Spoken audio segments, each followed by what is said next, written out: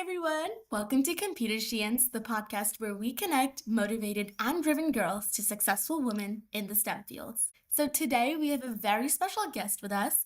I'm honored to welcome Allyson Chen. Allyson is currently studying applied math and econ at Brown University, and we're so excited to have her here today. Yeah, Allyson, can you hear us? yes, I can. Thank you so much for having me. It's great to be here. Thank you so much for being here. Could you start by telling us a little bit about yourself and your work and what you're going to be studying at Brown this year? Yeah, so I'm a first year student at Brown. I'm studying applied math and econ, and I'm also currently interning at iNemsoft, which is a small software company that specializes in unified connections. That's so cool. It's really nice to be getting that experience at such a young and definite stage of your career.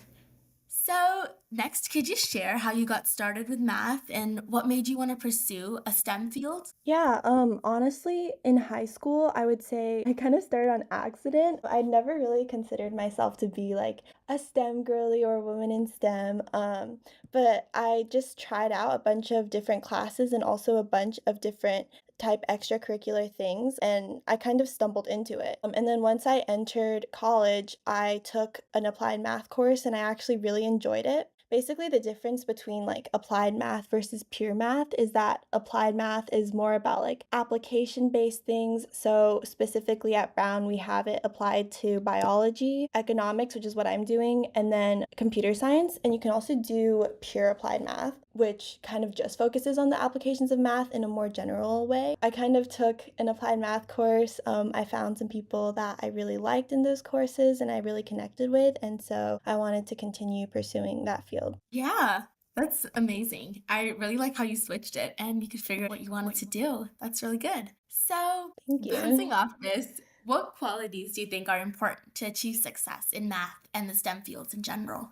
I would say that just having a genuine interest in whatever you're doing is so important. So, regardless of what field it is, actually, even outside of STEM, as long as you kind of find your passion or find your niche within that, it's going to be a lot easier to pursue and kind of find the activities or even the classes you want to take. And also, something else is I would say is self advocacy. So, just not counting yourself out of an experience before you've even tried it or before you even talk to anyone who's doing it, before you've even applied to it. I know it can be really common to that's not for me or I'm just not that kind of person, but I would say that you actually really discover what you like and kind of what you enjoy and what you're good at by trying a lot of different things, especially in high school. I think high school is an amazing time, and also obviously college, but high school especially is just an amazing time to try all kinds of things and really discover who you are. And then of course in terms of general success, I would say obviously being super responsible. I would say communication is really incredibly important. If you're working with someone else in a team environment, just always reporting your status or reporting what you've gotten done with that day or that week or whatever, and also communicating what your expectations are for the project or for whatever you're working on. Those are qualities that I feel are transferable across all fields. Yeah, I definitely agree. Communication is important. And I love how you mentioned passion and touched on self confidence. I can kind of, right, with the clubs that I'm in right now, I can understand how that's important for high school and even beyond. So, with day comes night, and with success is bound to come failure.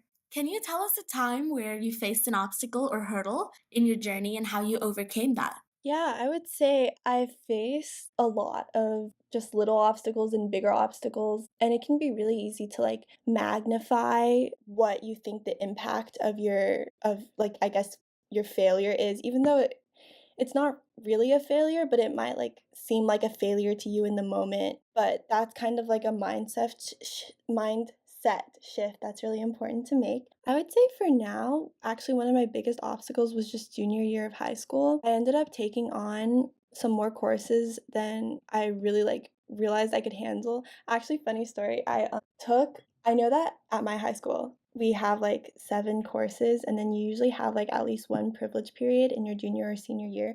But I joined this other class kind of called CTX, and it actually made me have 8 courses during my junior year. And that was just a really difficult time because I was taking some classes that required a lot of outside of course engagement with the course and kind of like going to tutoring a lot, there was a moment where I was seriously considering dropping a course because I just thought that I couldn't handle all the stress and pressure that I had to deal with.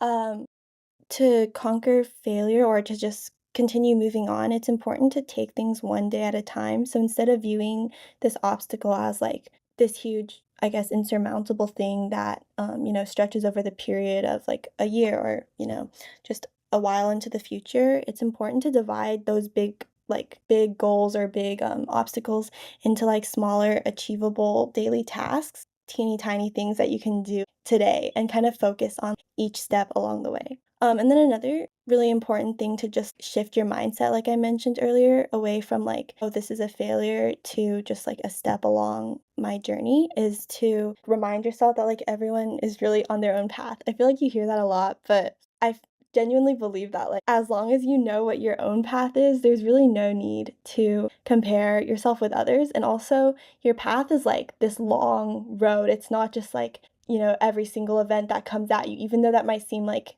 the final event that's gonna ever happen to you ever, like a failure, like you might seem like that's like the end all be all, but really like it's this really long journey and you're gonna continue experiencing new things and new events that are gonna change you and, help you adapt and grow. And even failure along the way is just like a stepping stone that can continue to shape who you are. Yeah, for sure. I definitely agree with you on that. And thank you for sharing your junior year story. So, with the busy life that you lead, how do you manage your time between university, your work, and your social life? That's a really good question. I would say that I didn't really learn time management skills during high school until I really was forced to. A big part of just managing your schoolwork is like looking ahead 1 to 2 days. So I know like everyone is gonna have some like extracurricular commitments. So like looking ahead and being like, oh, I have like a meeting tomorrow, for example. And then if you have like a test the day after, you might want to be studying for it today instead of tomorrow. Just kind of looking ahead and like imagining yourself tomorrow and thinking like what would myself tomorrow want me to have gotten done today. And then I always try to finish my homework as soon as I get it, especially if it's just like a small worksheet or like something that can be done really quickly, especially if the teacher gives you like a little bit of time to work on it during class. I would always try to go through it as quick as I can. Just because as soon as if you get it done during class, then you don't really have to think about it outside of school. And then in terms of just managing everything with each other, I would say that it's important to know your priorities. And your priorities can shift like on a week to week basis as well. So maybe one week you have like a competition and that's your main priority. And it's okay if you kind of put some other things on the back burner and like not focus on them as much. Whereas like a different week, you might have like a really important test that you really care about, and that's like your main priority for that week, or that's like something that you like school is something you want to be like putting more time into that week. And also, even among your classes themselves, you can also kind of prioritize them. So, like, not all classes require the same amount of work, right? So, I would say, like, I knew which classes that I need to study more for. I would, like, the night before those tests, I would make sure to finish all my homework that was due the day of that test for like any other classes the day before or like in advance so that I could just spend like the day before solely concentrating on like that one test that I knew I like really had to study for. And then also, even like among all these things, I think it's important to prioritize what you enjoy. For example, for me, I really enjoy reading actually. And a lot of people for their English classes, you have like your assigned reading books, and a lot of people like Smark notes it or like Cliff notes it or just kind of like read the summary or, just not really read it at all. But I always have really enjoyed reading. And so I always read all of the books all the way through, even though I don't think that's like really necessarily necessary in order to get a good grade in your English class. But I just think that it's really easy to prioritize things just based on like how you think they'll affect your future or affect your success. But it's also important to prioritize things based on what you enjoy and, find time to do the things that are fun for you. Yeah, like organizing and prioritizing your work, time, studying, passions, that for sure helps a lot. Okay, next, can you tell us about some of the internships that you've had throughout high school and early college? And what's an experience from those that you think has defined you? Yeah, so I can talk about, let me think. During high school, I was an intern for the Credit Union of Texas, which is like a credit union in Texas. That's so self-explanatory, but yeah. And then they had a location at our high school actually, so we had like a fully operating branch of that credit union just within the school, and the students could make accounts there. And one of our primary goals was to promote financial literacy among the students. For me, that was my very first internship type experience, and it was also my first look into the corporate world and kind of like the environment of how an office functions and works together, and how like tasks are completed and things are gotten done. So that was a really great experience actually, and it also really taught me how to just communicate really effectively. Started to understand the importance of not only like doing the tasks you have to do, but also just telling people that you're doing those tasks, like telling your manager. And then not only will that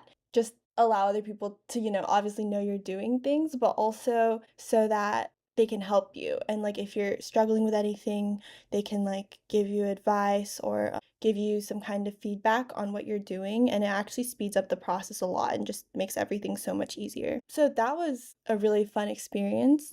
Could you share an example of a specific skill? I know you touched on communication, but although being from a finance slash business related industry, can you talk about a skill that's also used in the STEM fields? I would say that honestly, across all industries, it's really important to kind of take initiative.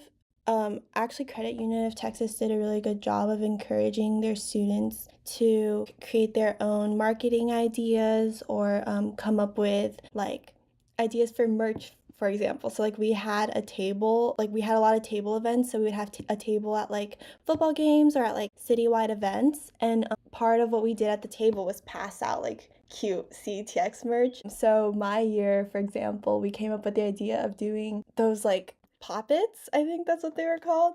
I kind of forgot now, but it's like those little plastic things where you can like pop it's like bubble wrap. Yeah, they're so satisfying. Uh-huh. Yes, like we came up with those. I think that was such a cute idea. And we had them in all the colors, like all the CTX colors, and we passed those out, which I think was such a great opportunity to like just kind of come up with the idea and then see it actually become implemented.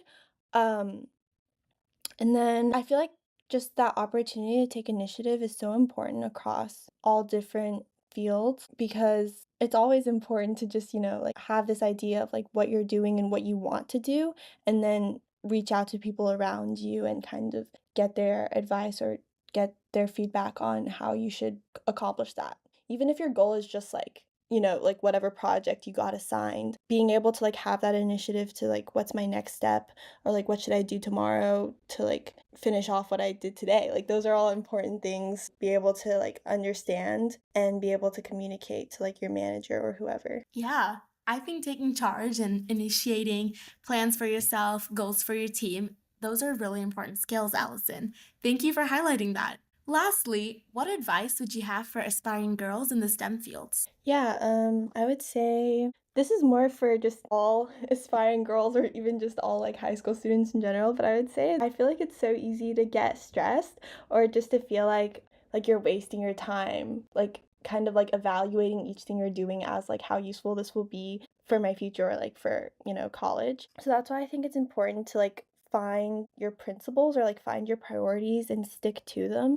So like if for example, like you really care about like this one thing, like if you have a passion for like doing a certain thing, then you don't have to feel like it's a waste of time. For example, for me, beyond like just having like a good GPA on my transcript or whatever, I just really wanted to learn things well and also like be the kind of person that can get good grades or like can learn things and like fully understand things from a class. So I feel like that's important. Like that's the way to like avoid stress, is instead of thinking about everything in terms of like its future usefulness, to just like have goals beyond that, or like have like, passions beyond that. And I feel like that's something that I learned maybe later on during high school. And then let's see. Also, like I mentioned earlier, advocate for yourself, but also you can find people to advocate for you. So like that could include like your mentors, like people you find who are, doing the things you want to do and that you really look up to. It can include just upperclassmen, so like someone who's like one grade older than you, who can tell you like which classes are good to take or like what clubs they enjoy from your school or even just advice on just your school in general. And then also your friends. Like your friends are great advocates for you as well. Like they can really provide like a good like source of support like mentally and they can like you can see them like also working towards their goals or like kind of doing the same things you're doing, maybe in their own field or maybe in the same field as you. And that's just really motivating to have people who are like kind of working towards the same goal, like just like you are. And then finally, I would say don't be afraid to try random things. I remember when I was in ninth grade, I was like so set on the fact that like I already knew who I was and like I already knew what I was good at. But I actually ended up trying so many more things than I thought that I would, and it really opened my view of, like, what I enjoy or, like, what I'm suited for, and that just came from I feel like after COVID, because COVID was during my 10th year, I felt really like, I think I was kind of in a slump, so I ended up applying to a ton of random things, and that's actually how I got my Credit Union of Texas internship, actually. It was, like, May of my 10th grade year, I randomly applied to it and really not thinking that I had any interest in banking. I got in and it turned out to be like a wonderful experience. So that's what I highly recommend people to do is just try tons of things. Yeah, like figuring out your identity, maybe even spontaneously. And I like how you talked about fostering connections to back you up and have people there when you feel stressed or anxious. I think that's great advice. Well, thank you so much, Allison, for showing us your authentic self today for this podcast and giving us such lovely tips and anecdotes. It was so nice talking to you.